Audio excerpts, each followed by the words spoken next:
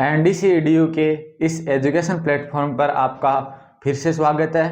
हमने अपनी last class में प्रश्नावली 6.3 जो हमारी त्रिभुज 2 थी वो कंप्लीट कर ली थी। आज हम उससे आगे की जो प्रश्नावली है 6.4 उसमें आगे बढ़ेंगे। उससे पहले जो उसका बेसिक है उसमें जो भी बेसिक्स दिया हुआ है उसको पहले करेंगे, जिससे प्रश्नावली 6.4 को करने में हमें कोई दिक्कत नहीं हो। तो देखना, जो हमारा जो बेसिक है उसकी जो एक प्रमेय है वो बहुत ही इंपॉर्टेंट प्रमेय है। पूरी 6.4 प्रश्नावली है उस प्रमेय पर डिपेंडेड है। तो अगर वो आपको प्रमेय अगर अच्छे तरीके से क्लियर हो गई तो 6.4 प्रश्नावली है उसमें आपको कहीं भी कोई दिक्कत नहीं आने वाली। तो देखना, प्रश्नावली 6.4 में हमारी प्रमेय 6.6 क्या है। प्रमेय 6.6 क्या है कि दो समरूप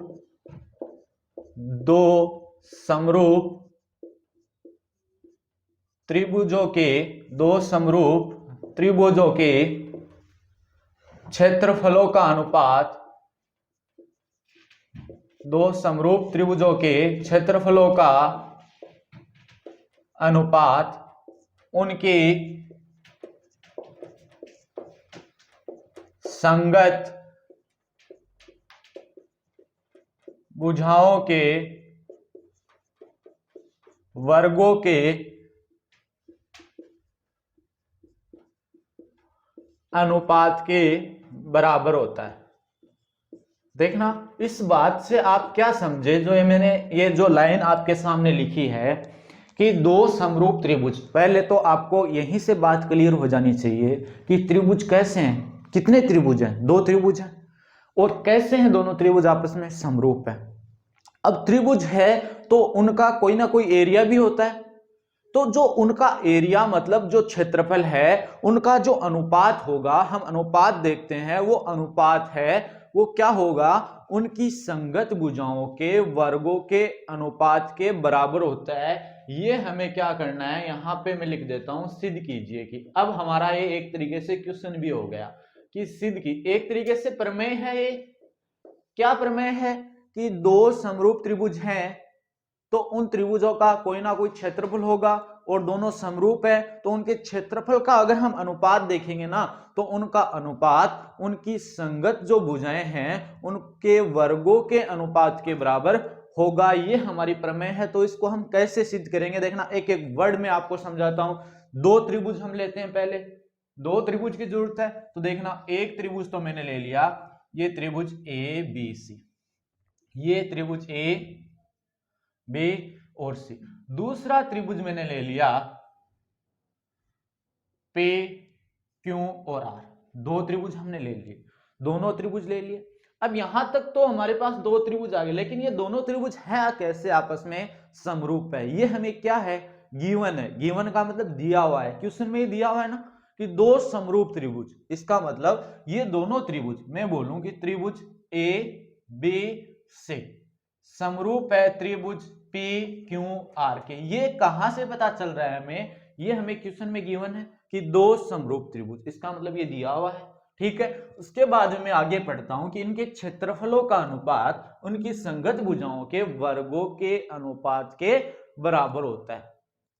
पहले देखना, इनकी संगत भुजाएं, मैं आपको बोलूं कि ए बी, इसके संगत भुजा ये पी क्यू, मैं बोलूं ए सी के संगत, यहीं से देखो, यहीं से ए बी सी और P Q R, A B C और पी क्यू आर अगर दोनों आपस में समरूप है तो यहीं से आप बता सकते हो ना कौन सी भुजा किसके संगत है। ए बी, इसमें फर्स्ट और सेकंड पे, इसमें फर्स्ट और सेकंड पे पी क्यू, तो इसका मतलब ए बी के संगत भुजा पी क्यू है ना। अब मैं आपको बताऊं कि बी सी, सेकंड और थर्ड नंबर पे बी सी आ रहा है, इसमें सेकंड और थर्ड नंबर पे क्यू आर आ रहा है, तो बी सी बट्टे क्यू आर, बी सी के संगत भुजा क्यू आर। उसके बाद में देखना, फर्स्ट और थर्ड बच गया, तो फर्स्ट पे ए थर्ड पे सी, इसमें फर्स्ट पे पी थर्ड पे आर, तो ए सी बट्टे पी आर, ये तो इनकी संगत भुजाओं का अनुपात हो गया। अब ये क्या बोल रहा है कि क्षेत्रफलों का अनुपात उनकी संगत भुजाओं के वर्गों के अनुपात के बराबर होता है, ये हमें सिद्ध करना है। लेकिन जो हमने ये अनुपात निकाला है ना बच्चों, ये क्या है, ये तो इनकी संगत भुजाओं का अनुपात है ना। तो अब हमें सिद्ध क्या करना है कि क्षेत्रफलों का अनुपात इन जो संगत भुजाएं हैं इनके वर्गों के अनुपात के बराबर होता है, ये एक्चुअल में ये सिद्ध करना है मैंने। अब एक एक वर्ड मैंने आपको समझाया है कि इसमें जो भी एक एक वर्ड जो दिया हुआ है उसका अर्थ मैंने आपको समझाया है, तो अब आपको कोई दिक्कत नहीं होनी चाहिए। अब मैं इस क्वेश्चन को आगे की जो प्रोसेस है उसमें लेकर चलते हैं। अब हमें देखना, पहले इसमें लिखना है, रचना वाला काम भी हम इसमें करेंगे, लेकिन पहले हमें लिखना है दिया है। अब दिया है मैंने आपको डिफाइन कर दिया, यहां पे ये हमें दिया हुआ है क्या, दो समरूप त्रिभुज। देखना दो समरूप त्रिभुज कौन से कि मैं बोलता हूं दो त्रिभुज है ना, ए त्रिभुज एबीसी समरूप त्रिभुज पीक्यूआर के, ये हमें दिया है, गिवन है। अब हमें सिद्ध क्या करना है, मैं यहां लिखता हूं बच्चों सिद्ध करना है। दूसरा पार्ट हमारा यही रहता है, जब हम कोई क्वेश्चन की जो सेट करते हैं, कोई क्वेश्चन का आंसर इस तरीके में सेट करते हैं, तो पहले दिया है लिखते हैं, उसके बाद में सिद्ध करना है लिखते हैं, उसके बाद में हम रचना पे आते हैं। अगर रचना का काम हमें नहीं करना होता है तो उसके बाद हम बच्चों उत्पत्ति पर चलते हैं।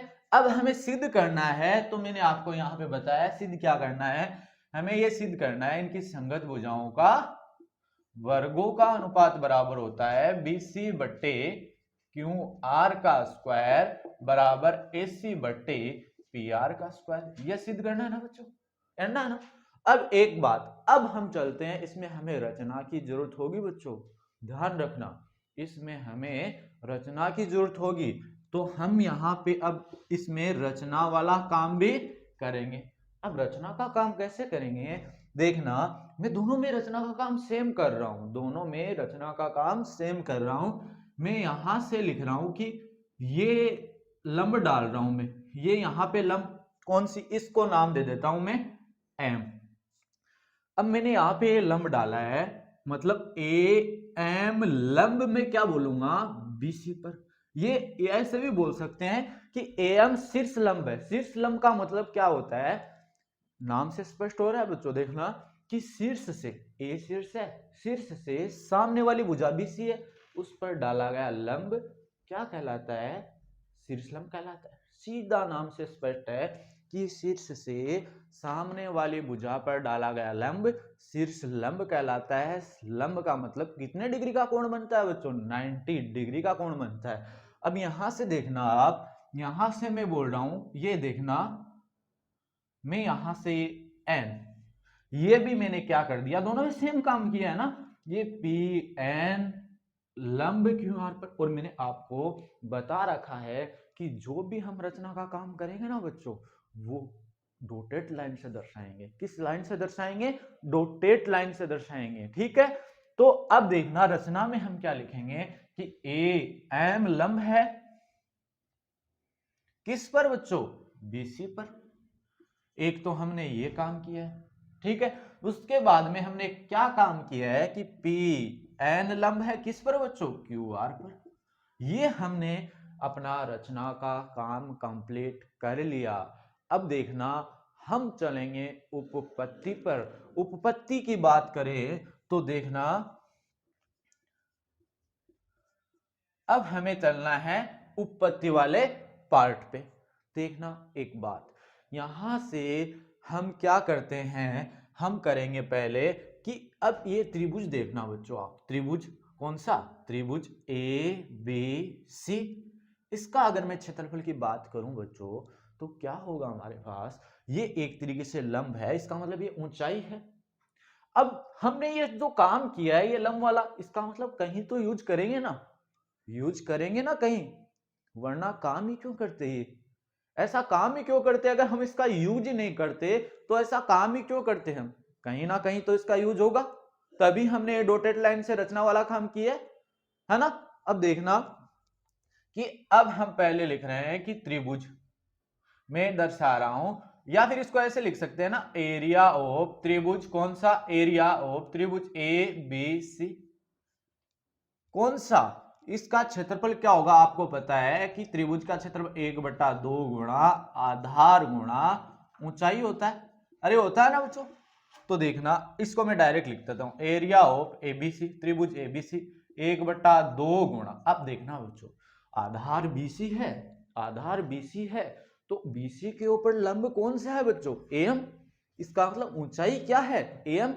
तो देखना आधार इसमें बीसी और ऊंचाई एम, तो ये 1/2 गुणा बीसी गुणा एम त्रिभुज एबीसी का क्षेत्रफल हमारे पास निकल के आ गया।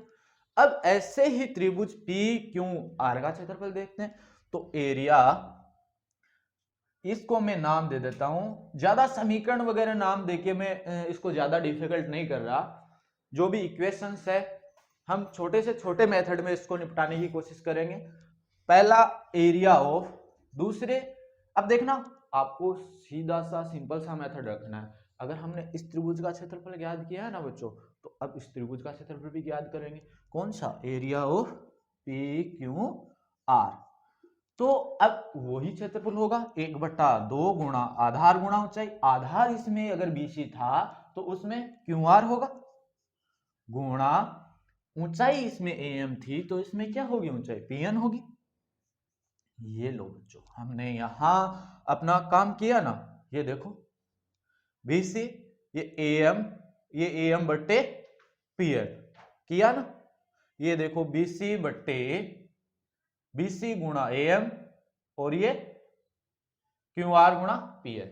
अब देखना मैं यहां से अब एक बात देखूं, यहां से अगर मैं एक बात देखना चाहूं तो आप देखना मैं इन दोनों का जो भी है इन दोनों को क्या कर देता हूं बच्चों, इन दोनों को एक दूसरे से डिवाइड कर दूं, इन दोनों को एक दूसरे से डिवाइड कर दूं तो देखना क्या आएगा, इन दोनों को एक दूसरे से मैं कर देता हूं डिवाइड। तो मैंने इन दोनों को यहीं पे कर देता हूं, ये लोसा यहीं पे मैंने एक दूसरे को एक दूसरे से डिवाइड कर दिया। डिवाइड करने पे क्या हुआ बच्चों, 1/2 से 1/2 कैंसिल हो गया ना, अरे हुआ ना। अब देखना यहां से हमारे पास क्या हो गया, आगे आगे बच गया बीसी बट्टे क्यू आर गुणा ये निकल के आ गया ए एम बट्टे पी एन, निकला ना, अरे निकला ना बच्चों। अब एक बात देखना आप, मैं दो त्रिभुजों की बात कर रहा हूं, मैं दो जो त्रिभुज है उनकी बात कर रहा हूं कि ये हमारे पास एक तो ए बी और एम, ए बी एम और पी क्यू एन, इन ट्राइंगल्स की मैं आपस में बात कर रहा हूं, ठीक है ना। इन ट्राइंगल्स की मैं आपस में पहले इनको रफ कर रहा हूं मैं,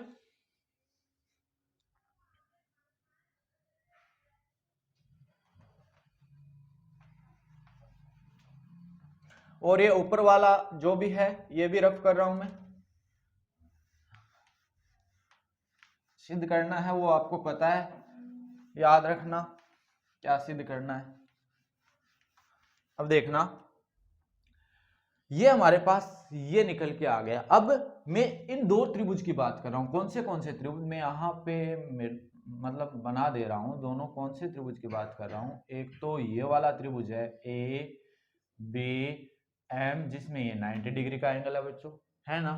और मैं बात कर रहा हूं एक ये वाला ट्राइंगल है, कौन सा, ये P, ये Q और ये N, ये भी 90 डिग्री का एंगल है। तो एक बात देख पा रहे हो बच्चों आप, मैं इन दोनों ट्राइंगल की अगर बात करूंगा तो देखना पहले तो ये M और N दोनों में 90 डिग्री का एंगल है ना, तो दोनों बराबर होंगे ना, दोनों बराबर, क्योंकि ये भी 90 डिग्री का एंगल है, ये भी 90 डिग्री का एंगल है, तो दोनों बराबर होंगे। 90 डिग्री के कोण तो आपस में बराबर होते हैं। अब एक बात और, जब ये ABC और PQR आपस में समरूप है, यहां पे मैं लिखता हूं कि जब त्रिभुज ABC समरूप है त्रिभुज PQR के, तो इसका मतलब संगत कोण क्या होंगे, आपस में बराबर होंगे, संगत कोण आपस में बराबर होंगे। अरे पता है ना, बराबर होंगे। तो संगत कोण की बात करें तो एक बात देख पा रहे हो, इसमें हमारे पास कोण B है, इसमें हमारे पास कोण Q है, ये कोण B रहा, ये कोण Q रहा। तो यहां से संगत कोण A के संगत कोण P, A के संगत कोण P बी के संगत कोण क्यों, तो देखना कोण बी और कोण क्यों आपस में बराबर होंगे, कोण बी बराबर कोण क्यों, इसको मैं समीकरण नंबर नाम दे देता हूं, ये समीकरण नंबर 1, ये हमारे पास समीकरण नंबर 2, कोण बी बराबर कोण क्यों हमने नाम दे दिया। अब हम लेंगे ये दोनों ट्राइंगल्स, हमारे पास जो भी इसमें काम में आने वाला था हमने उन दोनों को यहां पे चुन लिया, दोनों को देख लिया। अब हम करेंगे त्रिभुज कौन से की बात, ए बी एम, त्रिभुज ए बी एम व त्रिभुज पी क्यू एन में, दोनों ट्रायंगल्स की हम बात कर रहे हैं, दोनों ट्रायंगल्स की बात कर रहे हैं। तो देखना कोण बी बराबर कोण क्यू, कहां से, समीकरण 2 से, दिख रहा है ना। और कोण एम बराबर कोण एन, क्यों क्यों भाई, क्योंकि ये कितने डिग्री के कोण हैं, 90 डिग्री के कोण हैं, कोण एम और कोण एन।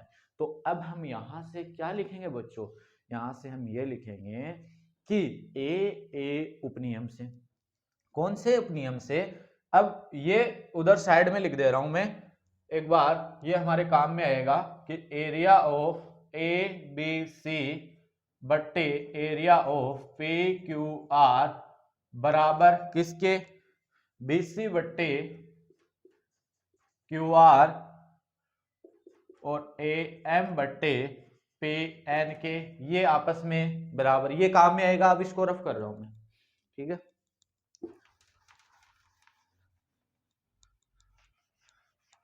अब ये दोनों कौन से नियम, कौन से उपनियम से, ए उपनियम से क्या होंगे कि त्रिभुज ए बी एम समरूप होगा त्रिभुज पी क्यू एन के, होगा। तो आपको पता है जब ये समरूप होंगे तो समरूप जो त्रिभुज है उनकी संगत भुजाओं का अनुपात बराबर होता है ना। पहले यहां से संगत भुजाओं का अनुपात बराबर होता है, तो यहां से अगर देखें तो हमें पता है कि समरूप त्रिभुज के संगत भुजाओं का अनुपात बराबर होता है, ये आपको लिख लेना है। तो जब अनुपात इनका बराबर होगा तो देखना ए बी के संगत भुजा यहां से पी क्यू, तो ए बी बट्टे पी क्यू, यहां से देखना ए एम फर्स्ट और थर्ड, ए एम, इसमें फर्स्ट और थर्ड पर पी एन, तो ए एम बट्टे पी एन, ए एम के संगत भुजा पी एन, ये इक्वेशन नंबर हमारे पास तीसरी इक्वेशन आ गई। लेकिन बच्चों एक बात देखना, क्या BC बट्टे क्यू आर की जगह हम AB बट्टे पी क्यू लिख सकते हैं क्या, अरे याद करो, ये देखना, यहां देखना, जब ये त्रिभुज ए हमने पहले ही लिख दिया था कि त्रिभुज ABC समरूप है त्रिभुज पी क्यू आर के, इसका मतलब इनकी संगत भुजाओं का अनुपात बराबर होगा, तो AB बट्टे पी क्यू, AB के संगत भुजा पी क्यू बराबर BC के संगत भुजा क्यू आर, इनका अनुपात आपस में बराबर AC के संगत भुजा क्यू, AC के संगत भुजा पी आर, ये आपस में बराबर होगा। इसका मतलब BC बट्टे क्यू आर की जगह ये आपस में बराबर है, तो AB बट्टे पी क्यू लिख सकते हैं वहां पे, अरे लिख सकते हैं।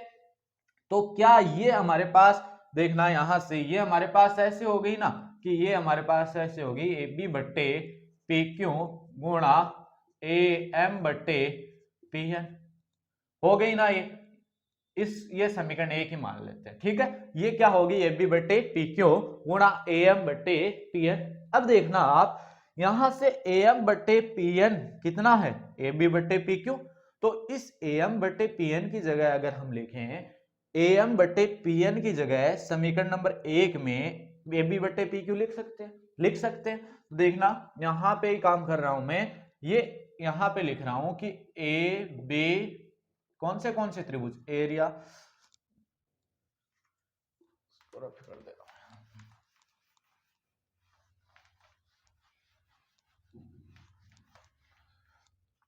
कौन से त्रिभुज, एरिया ऑफ त्रिभुज ABC और एरिया ऑफ त्रिभुज PQR बराबर कितना आ जाएगा, जब मान रखेंगे तो ये AB बट्टे PQ गुणा AM बट्टे PN की जगह AB बट्टे PQ, तो ये AB बट्टे पी क्यू का कितना आ गया, स्क्वायर आ गया। अरे आ गया ना, ए बी बट्टे पी क्यू का क्या आ गया, स्क्वायर आ गया। और जब आपको पता है, आपको क्या पता है, यहां से देखो ए बी बट्टे पी क्यू बराबर बी सी बट्टे क्यू आर है ना, और ए सी बट्टे पी आर भी है। इसका मतलब जब ए बी बट्टे पी क्यू की जगह हम बी सी बट्टे क्यू आर भी लिख सकते हैं, तो ये आगे क्या हो जाएगा, बी सी बट्टे क्यू आर का स्क्वायर। और इस ए बी बट्टे पी क्यू की जगह ए सी बट्टे पी आर भी लिख सकते हैं, तो आगे क्या हो जाएगा, ए सी बट्टे पी आर का स्क्वायर। तो इसका मतलब ये हमारे पास ऐसे निकल के आ जाएगा ना, लास्ट में क्या ऐसे ऐसे बोल सकते हैं ना कि ए बी बट्टे पी क्यू का स्क्वायर बराबर, अब ए बी बट्टे पी क्यू बी सी बट्टे क्यू आर के बराबर है, तो ए बी बट्टे पी क्यू जगह क्या लिख सकते हैं, बी सी बट्टे क्यू आर बराबर बी सी बट्टे क्यू आर का स्क्वायर बराबर ए सी बट्टे पी आर का स्क्वायर। इसका मतलब ये हमें ये सिद्ध करना था कि दो समरूप त्रिभुजों के क्षेत्रफलों का अनुपात उनकी संगत भुजाओं के वर्गों के अनुपात के बराबर होता है। तो हमने ये प्रूव कर लिया। तो देखना एक बार वापस से मैं इसको समझाता हूं, हमने क्या किया है इसमें। हमने क्या किया, पहले हमें दे रखा था कि दो समरूप त्रिभुज है, दोनों त्रिभुज आपस में क्या है, समरूप है। वहां से हमें पता चला कि इनकी संगत भुजाओं का अनुपात बराबर होगा ए बी बट्टे पी क्यू बी सी बट्टे क्यू आर और ए आर बट्टे पी आर, ये ए सी बट्टे पी आर। ठीक है, इनकी संगत भुजाओं का अनुपात बराबर होगा और इनके संगत कोण आपस में बराबर होंगे, कोण बी बट्टे कोण बी बराबर कोण क्यू। और इसमें हमें सिद्ध करना क्या था, हमें सिद्ध करना था कि इनकी संगत भुजाओं का अनुपात, इन जो त्रिभुजों के क्षेत्रफलों का जो अनुपात है संगत भुजाओं के वर्गों के अनुपात के बराबर होता है। उसके बाद में हमने क्या किया, हमने दो त्रिभुज लिए, एक तो लंब डाला किस पे, ए एम लंब डाला बीसी पर, और हमने पी एन लंब डाला क्यू आर पर। वहां से हमने उत्पत्ति में प्रवेश किया। उसके बाद में उत्पत्ति में हमने जो काम किया है वो आपके यहां पर सामने है पूरा। तो ये हमने इस प्रकार इस क्वेश्चन को जो हमें सिद्ध करना था वो हमने अपनी प्रमेय सिद्ध की है। अब हम चलते हैं इससे अगले वाले एग्जाम्पल पे, ये बहुत ही काम में आने वाला है इसलिए इसको भूलिएगा मत, ठीक है। अब चलते हैं अगले वाले एग्जाम्पल पे। इसमें एक ही एग्जाम्पल है 6.4 से पहले, उसके बाद में क्वेश्चंस आएंगे। तो पहले हम एग्जाम्पल कर लेते हैं।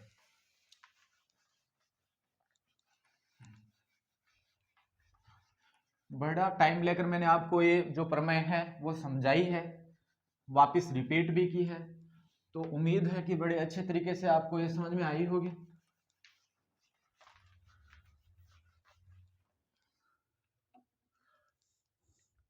एग्जाम्पल है उदाहरण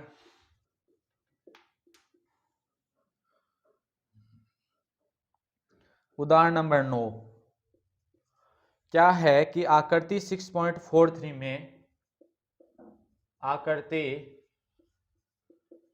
6.43 में रेखाखंड XY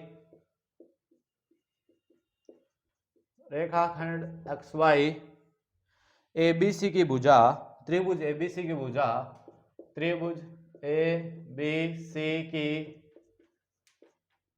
भुजा AC के समांतर है, AC के समांतर है, तथा इस त्रिभुज को वह, इस त्रिभुज को वह बराबर क्षेत्रफलों वाले है, बराबर क्षेत्रफलों वाले दो भागों में विभाजित करता है, दो भागों में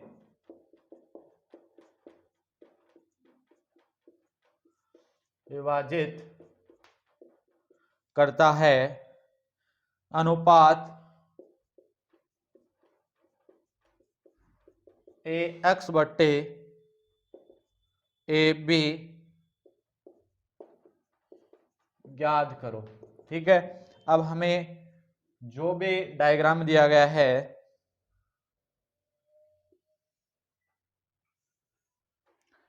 कि ये ए, ये बी और ये सी और ये एक्स और ये वाई। तो अब इस क्वेश्चन को हम करते हैं।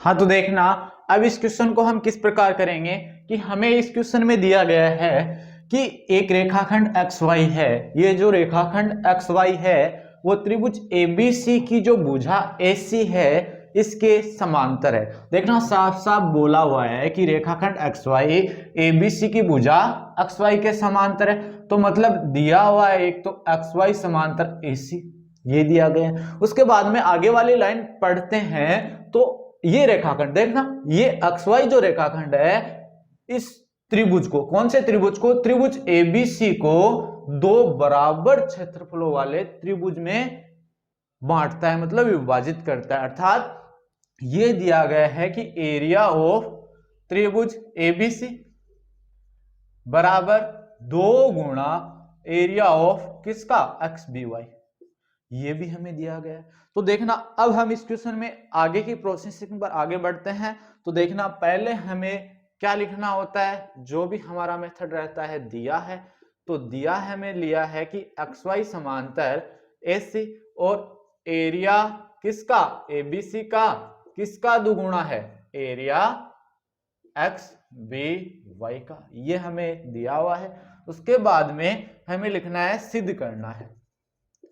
अब सिद्ध करना है में क्या रहता है, जो हमारे जो क्वेश्चन में जो भी लास्ट में दिया हुआ रहता है वो हमें क्या करना पड़ता है, सिद्ध करना पड़ता है। तो AX बट्टे XB, तो यहां हमें AX बट्टे XB नहीं, AX बट्टे AB, ये हमें इसमें अनुपात ज्ञात करना है। अनुपात AX बट्टे AB ज्ञात करना है, इसका अनुपात हमें ज्ञात करना है। AX बट्टे AB का अनुपात हमें इसमें पूछा है हमें। अब हम चलते हैं, रचना की जरूरत नहीं है इसमें, अब हम डायरेक्ट चलेंगे उपपत्ति पर। अब उपपत्ति पर देखना चलेंगे तो आपको पता है कि XY समांतर AC है, XY समांतर AC है, मतलब ये हमें क्या है, गिवन है, तो यहां हम लिख देंगे दिया है।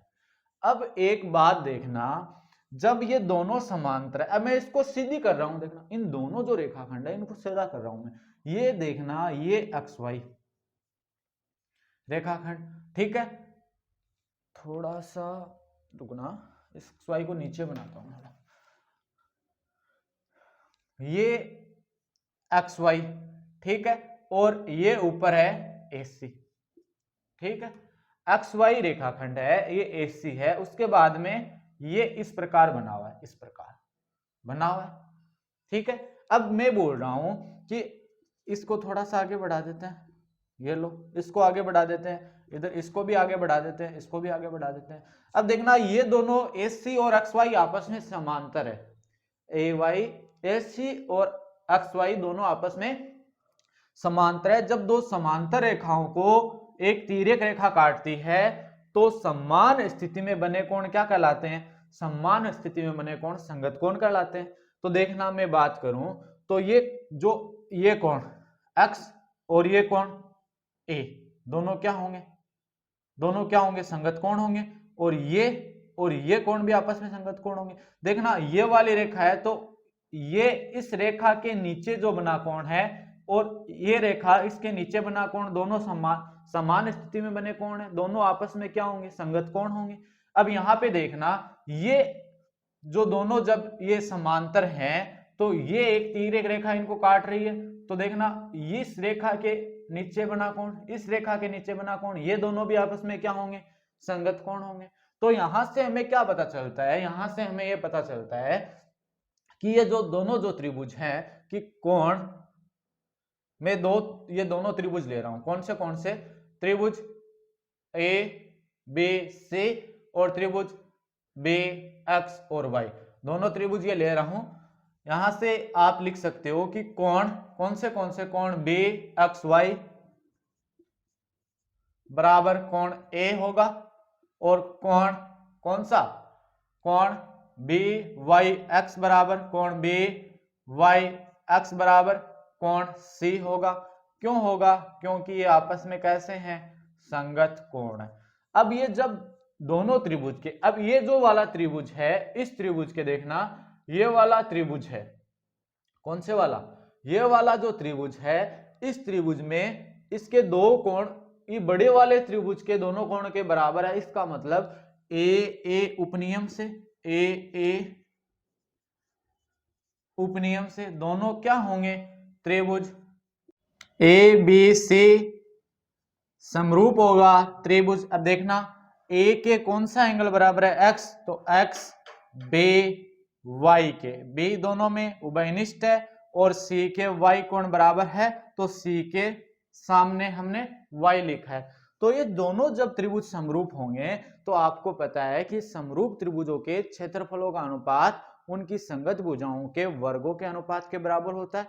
ये आपको पता है कि समरूप त्रिभुजों के क्षेत्रफलों का जो अनुपात होता है इनकी संगत भुजाओं के वर्गों के अनुपात के बराबर होता है, प्रमेय 6.6 से।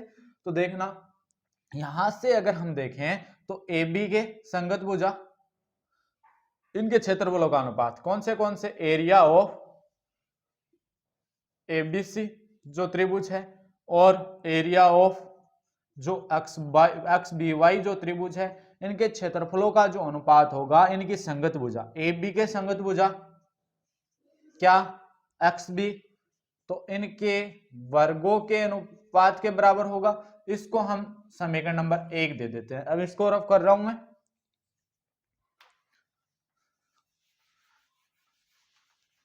ठीक है।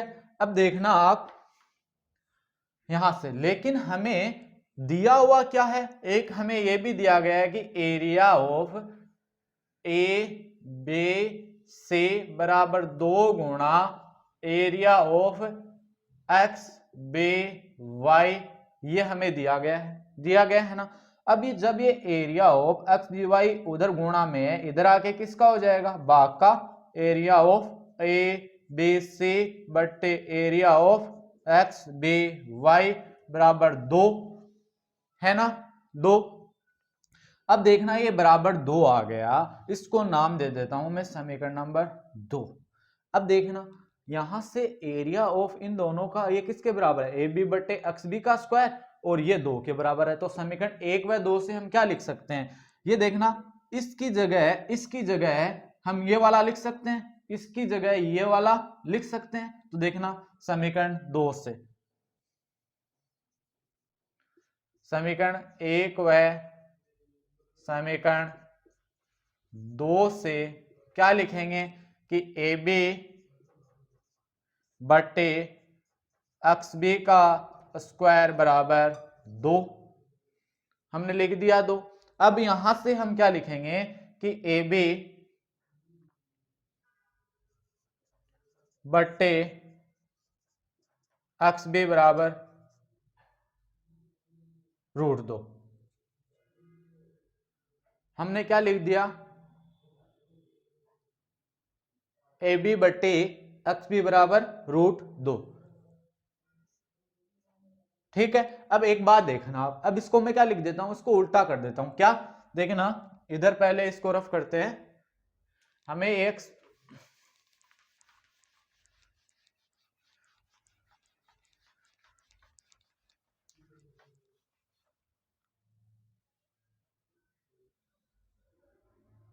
अब इसको उल्टा कर देते हैं, एक्स बी को ऊपर और ए बी को नीचे।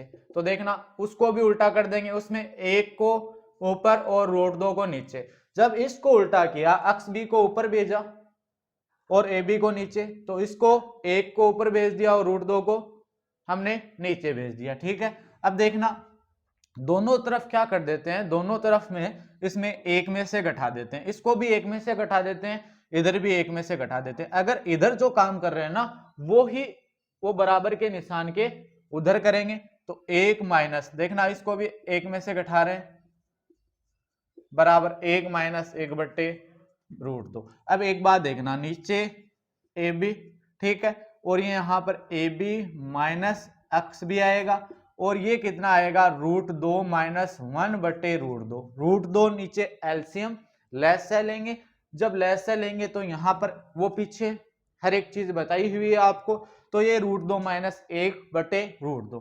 अब देखना यहां से देखना, जब ये पूरा ए बी है, ये ये बी है, ये पूरा ए बी है, इसमें से जब ये अक्स भी घटेगा, ये पूरी ए बी है, इसमें से अक्स भी घटा देंगे तो ए अक्स ही बचेगा। तो यहाँ पे कितना आएगा, ए अक्स बट्टे ए बी बराबर √2 माइनस 1 बट्टे √2। अब आप इसका हर का परिमेयकरण भी कर सकते हो, या फिर इतना करो तो ठीक है, और वरना हर का परिमेयकरण कर देते हैं। जब हर का परिमेयकरण करेंगे तो देखना √2 को भी ऊपर गुणा करेंगे और इधर ऊपर भी गुणा करेंगे √2 से और नीचे भी गुणा करेंगे, तो ये क्या बनेगा, √2 माइनस 1 गुणा √2। जब √2 को √2 से गुणा करेंगे तो देखना ये रूट दोनों के ऊपर है, तो एक, अब 2 और 2 अंदर गुणा होके कितने, √4, और 4 का वर्गमूल कितना होता है, 2, तो यहाँ पे कितना आएगा, 2। वही बात, अब ये देखना कोष्टक में है √2 माइनस 1, अब √2 को इन दोनों से गुणा करेंगे, √2 को √2 से गुणा करेंगे तो 2, और 1 को √2 से, बीच में माइनस का निशान, 1 को √2 से गुणा करेंगे तो माइनस √2 ये बट्टे 2। ये इसका ए एक्स बट्टे एक्स बी का अनुपात हमारे पास, ए बी का अनुपात हमारे पास ये निकल के आ गया। आज वाली क्लास में हमने एक तो एग्जाम्पल किया है, और जो हमारी प्रमेय 6.6 थी वो हमने कंप्लीट की है।